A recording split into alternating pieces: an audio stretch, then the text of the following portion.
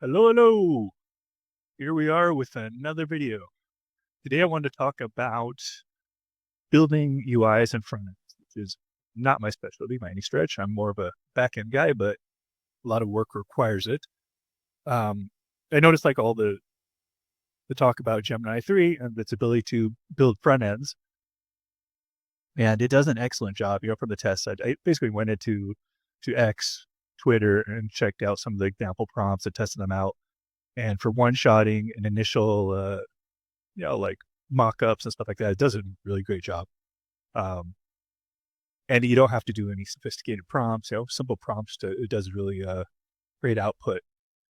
The thing is, when you start going to the weeds of things, you have to move past that and add components and connect it to APIs in the backend and to OAuth and other things, authorize users.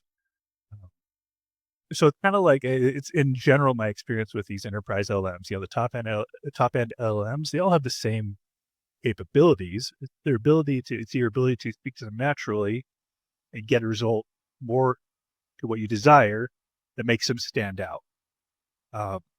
So if at this stage you've built a process, you have a process of creating some sort of front end, then and you use Google Gemini 3 versus ChatGPT or Claude, these other models, your process will basically end up with the same results.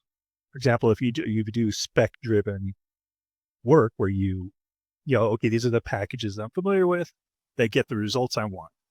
Like I need Tailwind, I need post CSS, whatever the result you want. And I did some experimenting the other day, for example. And I tried even just using Haiku with the method I use for generating some straightforward but nice looking front ends. And so if you start with, like, I have this project right here, and you'll see that often when I make a project, I'm more interested in the functionality and I don't care about the front end at all. And this is like, if I ask AI here, just, make a simple front end, make stuff like this, right? Then I have a process to go over it, to change it, and, make it, refine it in different directions. I have a few templates, for example. One I like that, it's like an acquired taste, I believe. I would just make sure I have the app running. Yeah, I started with that. Okay, so I have an app called GraphMind. It's an open source project. I'm running it locally right now. And you saw that same interface is how it looked like before. Great. And I run it through my spec process for giving it a new face. The same exact app. Maybe like an hour or something to transform it into, one of my templates. You see it has like, it has a nice visuals. It looks good. It looks much better than this right here. And using the same process, whether I'm using Claude Code, whether I'm using Gemini, basically the same process I use to produce something is going to, work across the board. It's just a matter of tweaking it to ultimately make what you want. I have another example where this one, I start off with a little bit nicer look. It was a FFmpeg web suite. There we go. This is how the homepage nearly. That's a homepage initial version. It wasn't too bad, for initial version. I'll show you also. Let me show you the chunking. Job completed. I'll show you all of them. The different pages there. You see? There's nothing wrong with that. It's a generic, Right.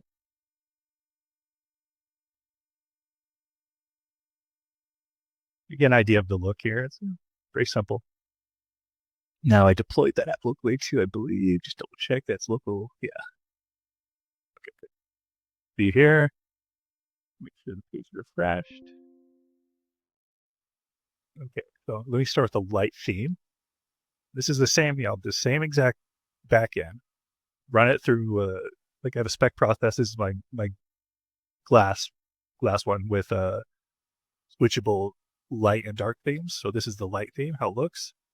This right here, this lightning right here, is just whatever. It's just there for some sort of wow effect to try and impress somebody. It's not that, that's not that bad. I gotta change that. I don't like how that looks. But you see the difference in, let's go to the transcode. Let's compare that to, how it looked before. It looks like this, transform like this. And it's, you don't have to, it doesn't require me to do any special prompting per se. I just have a special document I put in as like a template, like your docs front end. And I have a special guide there. And I'll just split into sessions with a slash commands like this. Next spec, next session. It's very much, inspired by a GitHub spec kit, but much simpler. Much simpler. That way you can implement it quickly in sessions that are guaranteed to have like a deliverable result. And so yeah, it's great. It's great to share on Twitter that like, oh yeah, here's a $10,000 mock-up, because Gemini is, tuned to give you those really like unique mock-ups on a first go one shot. But when it comes down to actual method and, transforming and stuff like that, you're going to go through the same process. You're going to get roughly the same result from all of these enterprise models. So anyways, I just want to share that. And if you have any questions, let me know. Take care.